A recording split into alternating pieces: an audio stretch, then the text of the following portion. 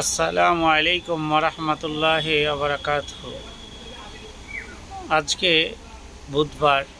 বুধবার আল্লাহ তাবারাক ওয়া তাআলা নূর সৃষ্টি করেছিলেন। নূরের আক্ষরিক অর্থ হচ্ছে জ্যোতি।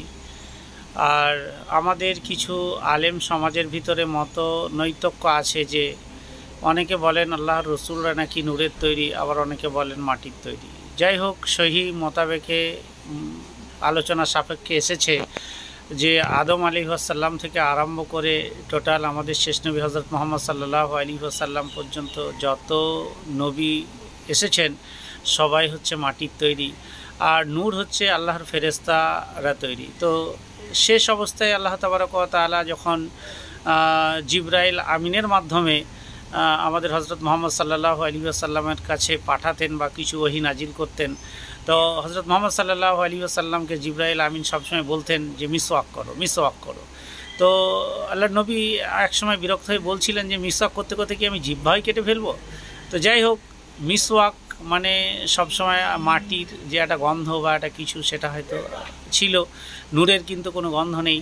তাই ফেরেশতারা নূরের তৈরি, আর মানব বা আমাদের মানবের যারা নেতা হজরত আদম আলাইহিসসালাম থেকে হজরত মুসা থেকে হজরত বানি ইসরায়েল থেকে যতগুলো নবী পরপর এসেছেন সবাই কিন্তু মাটির তৈরি, এবং আমাদের শেষ নবী হজরত মুহাম্মদ সাল্লাল্লাহু আলাইহি ওয়াসাল্লাম তিনিও মাটির তৈরি। তাই তিনাকে বারবার মিসওয়াক করতে বলেছেন। মিসওয়াক করলে মুখ পবিত্র থাকে, সেই সঙ্গে অনেক কিছু শারীরিক প্রক্রিয়াকরণগুলো পবিত্র থাকে।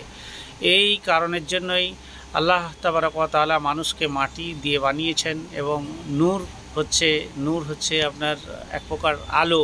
তো সেই নূরের দ্বারাই আল্লাহ তাবারক ওয়া তাআলার কাছে আরেকটা, যেটা হজরত মুসা আলাইহিস সালামের মাধ্যমে একটা ওহী যেটা নাজিল হয়েছিল, যে তুর পাহাড় নামক যে জায়গাটা, সেই পাহাড়ে নাকি আল্লাহ একটা জ্যোতি নিক্ষেপ করেছিল, সেটা একটা গাছের আলোর মতো।